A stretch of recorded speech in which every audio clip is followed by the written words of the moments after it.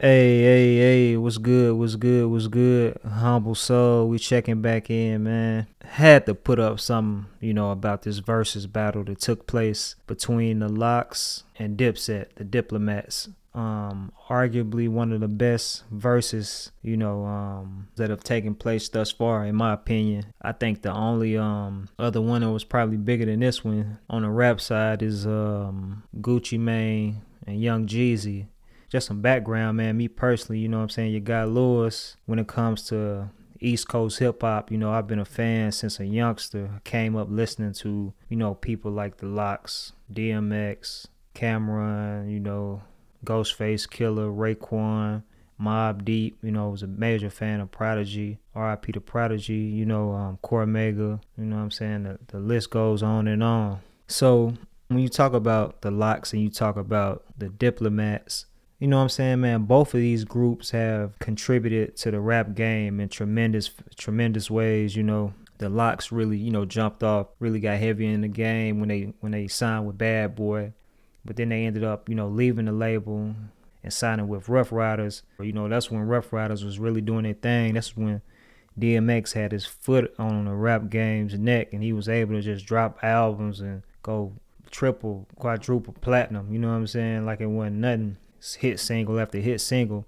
So they was around during that era, and they was able to contribute in their own ways, they had the project We Are the Streets, man, and then, Jadakiss dropped his solo, Kiss the Game Goodbye, which was a classic. Then, Styles dropped his debut solo project, Chic, etc., man. So they have always had like a special presence in East Coast hip hop and just the game in general, man. Jadakiss has been like that de facto leader of the group. He's been a shining star, and Styles and Chic have always been able to hold their own. But saying that, man, you talk about them, then you switch it over to the Dips. If you really consider the impact of the Diplomats, Cameron was, early in the game, he really didn't make a major splash, with his debut album, Confessions of Fire. I never forget getting that on cassette. Back in the day, it tells you how long ago that came out. That was like in 98 or something like that.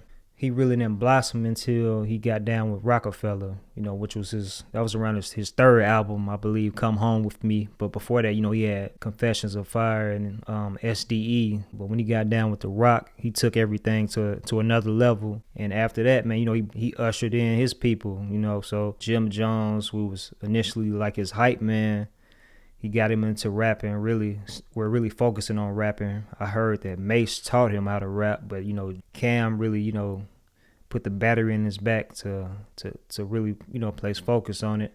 Got Joel Santana rapping.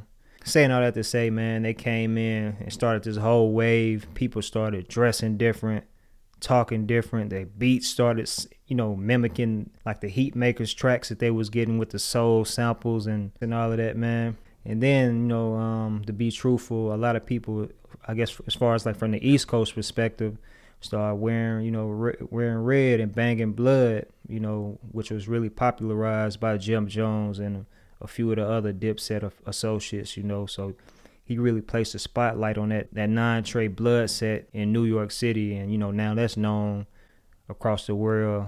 Saying all that, man, they had their issues. The Locs really never disbanded. I'm sure they've, dealt with their own problems.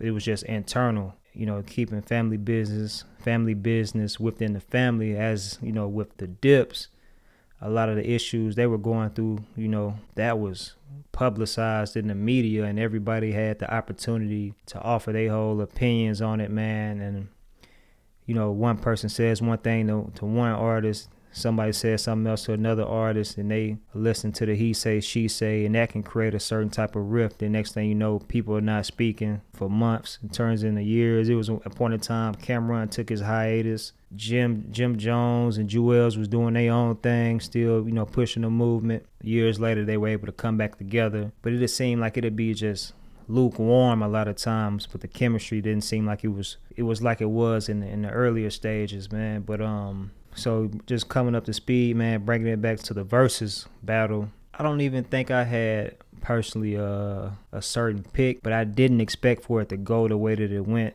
You know what I mean? As far as like with the Locs really dominating. And I don't even think it was more so, I think it was their aggression and their presence and their confidence, you know what I'm saying, on the stage that really won people over more than their music. Because a lot of them tracks they was playing, man, I really wasn't just like, oh, hit after hit after hit. You know, it seems like Jada Kiss's Who Shot Your freestyle, that freestyle over there, Who Shot Your instrumental, that was like the highlight of the night to me. You know what I'm saying? And aside from that, man, you know, it was just them playing tracks, because of some of them tracks, man, I was like, y'all, you know, y'all could have kept that.